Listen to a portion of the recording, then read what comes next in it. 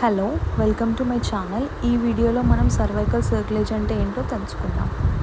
యాక్చువల్గా నాకు 5th మంత్లో మైల్డ్ స్పాటింగ్ అయితే హాస్పిటల్కి వెళ్ళాను. Doctor suggested me for TIFFA scan.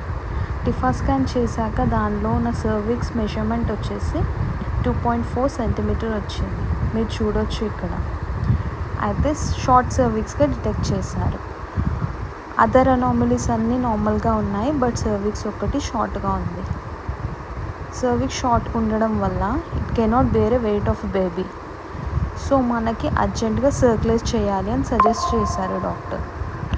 మీరు సర్క్యులేట్ చేయాలి అంటే ఏం టెన్షన్ పడకండి.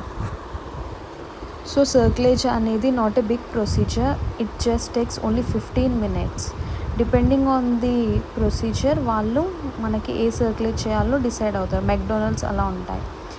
టెస్ట్ బిఫోర్ సర్క్యులేజ్ ఏమేమి టెస్ట్ చేస్తారంటే సీరాలజీ టెస్ట్, హెచ్ఐవి ఏమన్నా ఉందా, హెచ్బిఎస్ ఏజీ ఏమన్నా, హెచ్సివి అలాంటివి. Next normal blood test. అవి చేశాక గ్లూకోజ్ టాలరెన్స్ టెస్ట్ కూడా టెస్ట్ అన్నీ నార్మల్ వచ్చాక మనకి ఓటీకి తీసుకెళ్ళి మైల్డ్ అనెస్థీషియా ఇస్తారు. ఇచ్చాక ప్రొసీజర్ అండర్ 15 minutesలో ఫినిష్ అవుద్ది. ఆఫ్టర్వర్డ్స్ మనకి ఎన్బిఎంలో ఉంచుతారు. ఎన్బిఎం అంటే ఫుడ్ ఏం తీసుకోకూడదు.